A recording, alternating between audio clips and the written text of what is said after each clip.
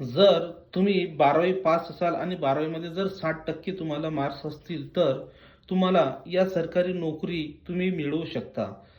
आणि तुमचं ग्रॅज्युएशन झालं असेल तर ग्रामसेवक नावाची जी सरकारी नोकरी आहे तुम्ही मिळवू शकता. परमनंट या ठिकाणी नोकरी असते. याचा जो पेमेंट बेस आहे ते S8 या ठिकाणी पेमेंट बेस असून या ठिकाणी अतिशय चांगली ही जी नोकरी आहे याच्यामध्ये तुम्हाला फक्त 5 विषय असतात, ज्याच्यामध्ये मराठी व्याकरण, इंग्रजी, गणित, बुद्धिमत्ता आणि सामान्य ज्ञान.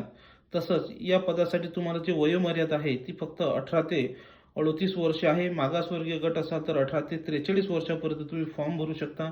तुम्ही दिव्यांग, प्रकल्पग्रस्त, भूकंपग्रस्त असाल तर तुम्हाला 45 वयापर्यंत फॉर्म भरता येत असते.